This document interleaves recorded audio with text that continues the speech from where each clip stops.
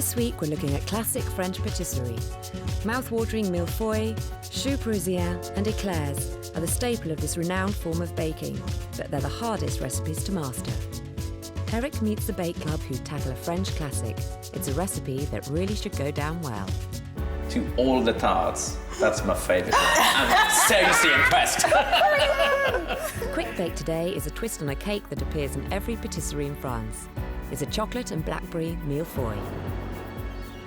And Eric visits a unique island off the coast of Devon as he creates a Carmen Miranda-inspired white chocolate cake to celebrate Mardi Gras.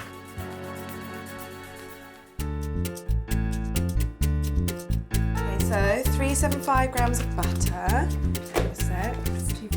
Sugar. Our bake club today worked for a cultural relations charity. Okay, so we all work together at the British Council, and we've basically started baking together for people's birthdays in the office. So we're taking cakes and have these things called team teas, which is where everyone gets together and enjoys the cakes we've made. We've started taking it a bit more seriously now, and so we've moved on to this French patisserie, and probably this is the first time that we've started doing pastry together, which has been pretty interesting. We've made a pear tart. It's got a pastry base with almond cream and poached pears, and we've also glazed it with apricot jam. Though the girls are doing a French classic, they've replaced the brandy with a less than French substitute.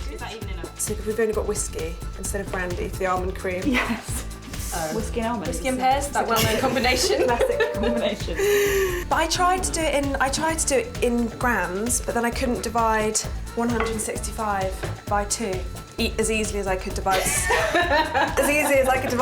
by 2. So I did ounces instead. That was my reasoning behind that. First of all, there's Liz, who is a very strong character. She's very dramatic, has a lot of flair.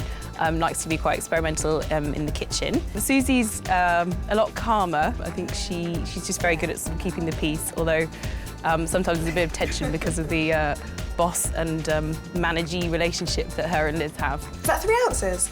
Sorry. It's 3 out of 8. And Kathy said... Relinquish control of yours, sorry. Right. Susie and I work really closely together. We work on the same project. Let's get this in the oven. She's actually my boss, officially. So me telling her what to do in the kitchen might not necessarily have gone down so well in terms of my performance review. I think Eric's going to really like it. I hope so. But it is a classic French tart we've gone for, which may be a good thing, it may be a bad thing, considering he is a French pastry chef. So possibly we've set ourselves up for a fall. But, you know, we want to learn and we're keen, so let's hope he does like it. The bake club have made a glazed pear tart with almond cream, served with whiskey, not brandy. Today's quick bake is another twist on a classic of French patisserie, a chocolate Mille-Feuille served with blackberries and chocolate cream. Okay, so the first step is to get the puff pastry, and it's a ready-made one. You know, it's no shame about buying your own puff pastry. What we're going to do is we're going to turn this plain puff pastry to a chocolate puff pastry. So the secret to roll puff pastry is not to press it down, because, you know, we've got all these beautiful layers that someone's been making for us, so you don't want to ruin it by just squashing all these layers. And just gently roll the pastry. So what we're going to do is we're going to call, what we call in technical word, we're going to give it some extra turn, but we're going to add in between some pure cocoa powder.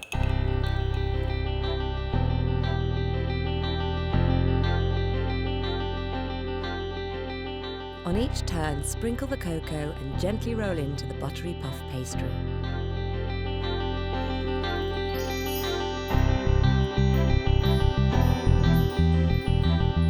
Okay, now I can roll it to fit my baking tray. And I'm rolling it quite thin because I don't want the pastry to rise. You know, we're not doing vol au vent. Always fill with your hand the pastry. You know, you can feel the thickness and don't stretch it, because if you stretch it, it's going to stretch back as soon as you put it in the oven. And I'm just going to put the pastry in. And finally, before we cook it, I'm just going to prick it right through with a fork. And that, again, is going to stop it rising too much. But that's the quality of a fine Mille-Feuille. You know, you should have thin layers of cooked puff pastry. to make sure the pastry doesn't rise and separate, place baking paper and a tray on top. Absolutely doesn't want it to rise. You can see. The pastry goes into a hot oven at 220 degrees Celsius for an initial 10 minutes. Let me check our puff pastries. That's been in for probably around 10 minutes, 10-15 minutes. You can see it's uncooked, but it starts to get a nice color, and it hasn't rised too much. And by that time, it won't rise anymore. I'm just gonna put it back in and give it another 10-15 minutes till this is nice and golden brown. Next step is to make the cream, and no crème pâtissière for this one. I'm just gonna make a quick chocolate cream. Warm 100 mils of single cream and 100 grams of dark chocolate. And I'm just gonna pour it over the chocolate. I'm just gonna mix it nice and gently. You can see it start to melt nicely now. Nice and glossy. I know many people who could just eat it from there. Next step, we're gonna whip some cream. Just bring a few more calories in that dessert. Measure out 600 mils of cold single cream. Add 2 teaspoons of vanilla and whisk to soft peaks. A bit more, I like vanilla.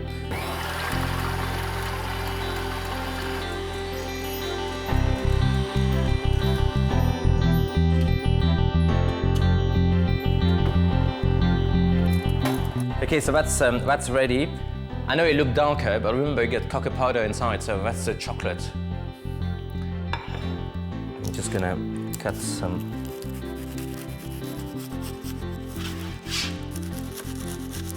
other ingredients, some lovely blackberries, and we got some crème de cassis as well. So I'm just gonna pour the chocolate cream inside the cream and straight away mix it on full speed.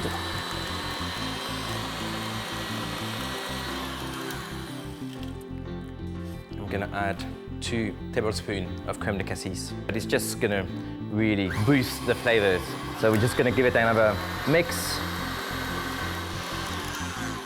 And that's it. The chocolate cream is piped onto the chocolate puff pastry. I'm just gonna pipe. And the blackberries are arranged on top. A bit more cream in between. More cream secures a final layer of chocolate puff pastry, a dusting of icing sugar and cocoa powder, a drizzle of cassis, and this classic French pastry becomes a sophisticated seasonal dessert.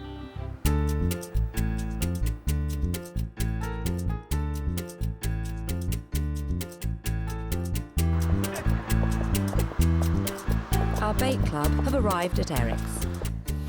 Hello. Hiya. Come in, welcome. Thank you. Thanks. So come in. The Bake Club are about to find out what Eric makes of their classic French patisserie recipe. So what have you made for me today? What have you baked for me today? This is a classic French pear tart Bourdaloue. Yes, oh. Have you heard? I'm impressed. Oh dear. Should we show you? Well, can I say something to you? Yeah. To all the tarts, that's my favorite ones. Tart Bourdaloue is my favorite one. So I'm seriously impressed. So no pressure. Oh dear God. Oh dear God. So you ready for the big reveal? Wow, you're not looking very confident. I don't know why. Now that you clearly know everything there is to know about it, we're a bit nervous. Yeah. So, are we going to try it? Yeah. There we go. It's time for the girls to fess up. It's not. We've used whiskey in it. Oh, yeah. So there is a twist. Slight twist, yes. Yeah. Okay. An accidental twist, but... An accidental twist. Time to try. Oh, dear. OK. Wow. Oh, God. I don't look.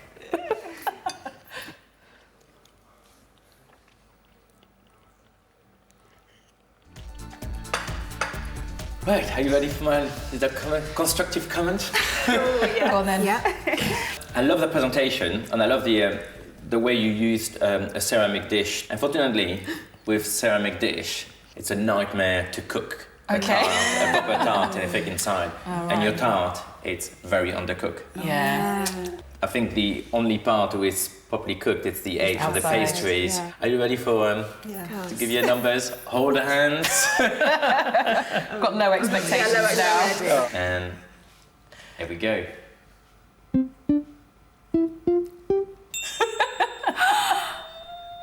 that it?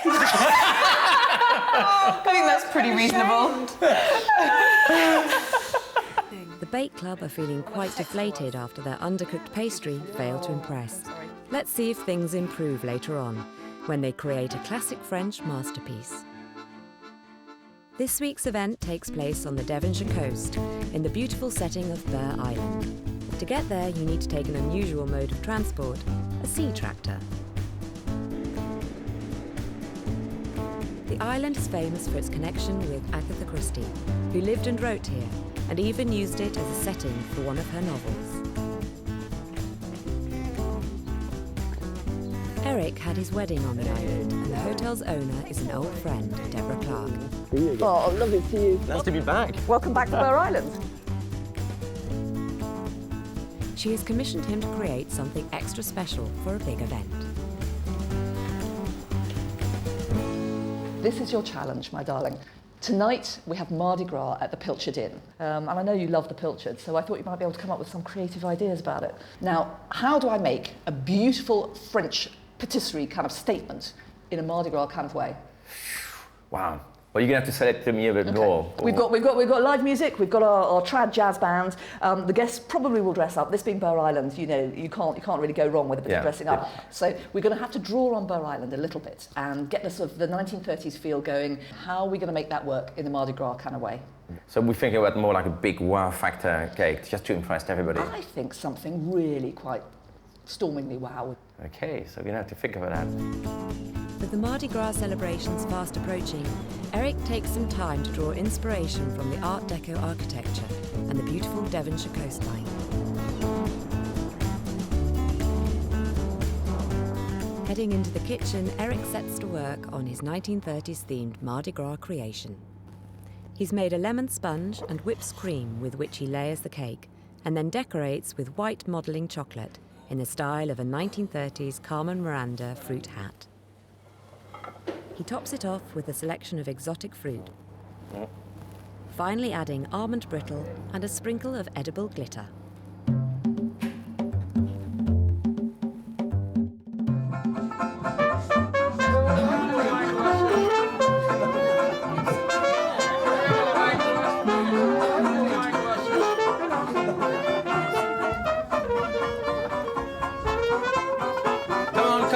Come on, everybody.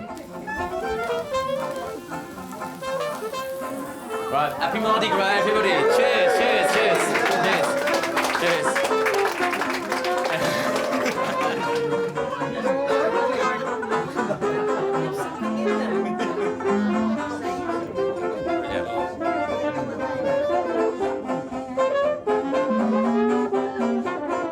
Oh, it's been fantastic. Music's been great, the company's been great. Yeah, lots of dancing. Yeah, it's been really, really good. Yeah, real Mardi Gras. I thought the cake looked like a hat in the style of an artist called Carmen Miranda, and apparently that's exactly what it was. The chef pulled it off amazingly, and taste was exceptional.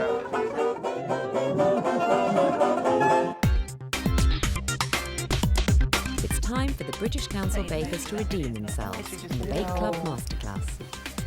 As you went for a very classic French patisserie one, the Tart Bourdaloue, I choose a classic one too as well.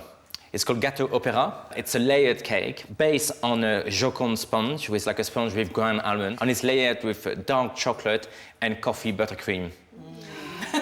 Start with the almond sponge base, whisking 3 egg whites and 1 tablespoon of unrefined caster sugar into stiff peaks. Mix 150 grams of both ground almonds and icing sugar together. Add 3 whole eggs, whisking on a medium speed until fluffy. Then gently fold in 35 grams of plain flour. Add and stir in the egg whites with 20 grams of melted unsalted butter.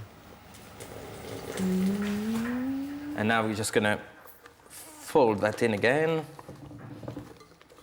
So that's perfect. So I got baking trays.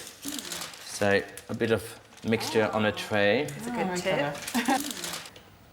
Spread the mixture to create the base.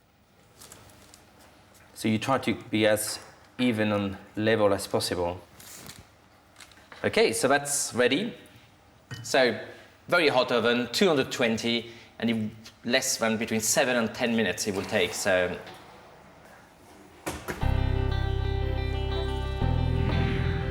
okay, let's have a look. Next comes the coffee buttercream.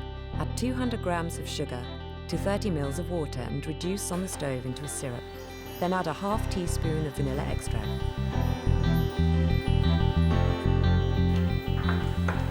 Place an egg yolk with another whole egg in a bowl and whisk, and carefully pour in the vanilla sugar syrup and mix thoroughly. Okay, so now we're going to leave it to cool down.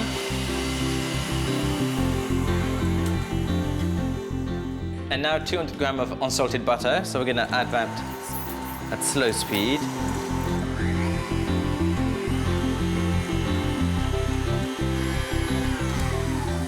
Okay, so vanilla buttercream, that's it. We're going to add to that a couple of tablespoons of our strong espresso.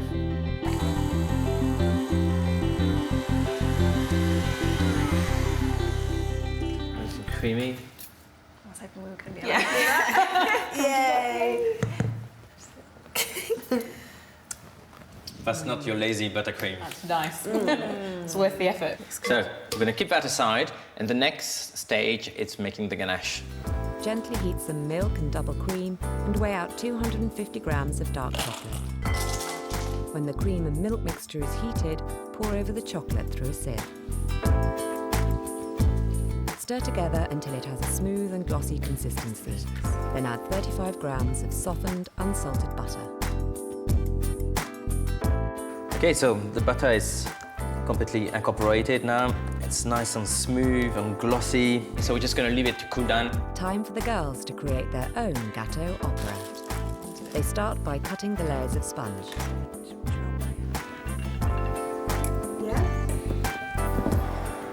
Sheets like that. So.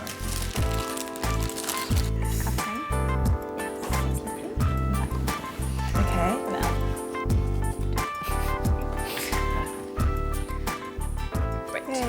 So, one layer. And I will need us here, but some espresso with some sugar. And I just need a bit of rum to it. Nice. Can't go wrong with booze. Not whiskey, rum this time. After dousing the sponge in coffee and rum, they cover with the ganache. Okay, and we want it perfectly level. Okay. Yeah, be careful, it's going a bit like a dome at the moment, so how do you really make need it to be... flatten it across there? Yeah, just... I think I was using the tip too much. Yeah. And not the flat part enough. After another layer of coffee and rum soaked sponge, they cover with the buttercream. Improvement. For the final layer, another soaked sponge. Then Susie gets their ganache perfectly smooth and level. Okay, that's good. It's an important skill. Because this ganache set very quickly, and the same with the buttercream. You know, if your fridge is nice and cold, it shouldn't take more than half an hour to set completely before we can decorate it. For the final decoration, melt 100 grams of dark chocolate and 100 grams of white chocolate, adding clarified butter to the dark. The cake is set, and the dark chocolate is a simple glaze.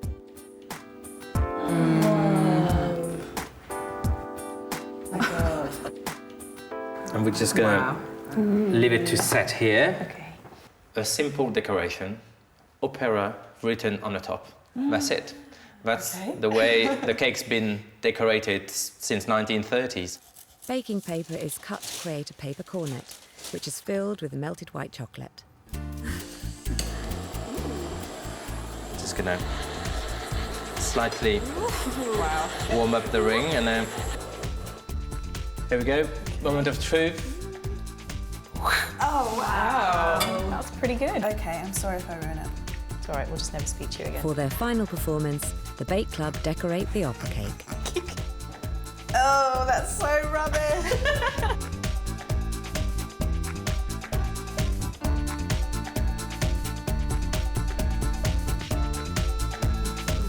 Well, I think it's brilliant. It's great for the first time, straight on the cake. So yeah, congratulations, round of applause. Fantastic.